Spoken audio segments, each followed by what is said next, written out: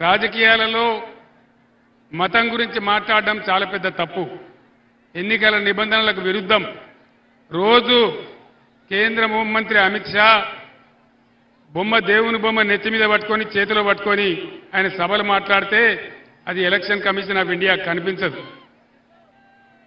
Direct గానే హిందువులు ముస్లింలని అడ్డగోలుగా మతాన్ని అడ్డం పెట్టుకొని స్వయంగా దేశ ప్రధానమంత్రి మాట్లాడినా ఎలక్షన్ కమిషన్ ఆఫ్ ఇండియాకి అది కనిపించదు. ఇక ఈ రాష్ట్ర ముఖ్యమంత్రి ప్రజలకు నువ్వు ఇచ్చిన వాగ్దానాలు ఏం చేసినావని మేము ప్రశ్నిస్తే ఆయన ఏం మాట్లాడతాడు? నీ గుడ్డు వీకి గోళీలు ఆడుకుంటాం, నీ పేగులు తీసి మెడలేసుకుంటాం, నిన్ను పండబెట్టి తొక్కుతాం అని మాట్లాడితే అది చాలా సభ్యంగా ఉంది. కానీ చేనేత కార్మికులకు ఒక అన్యాయం జరుగుతున్నదని మాట్లాడితే చాలా ఈ విధంగా అన్యాయంగా చేసినారు. సరే, ప్రజలు నిర్ణయిస్తారు. ఈ ఎన్నికలలో ప్రజలే ఎప్పుడు కూడా నిర్ణేతలు.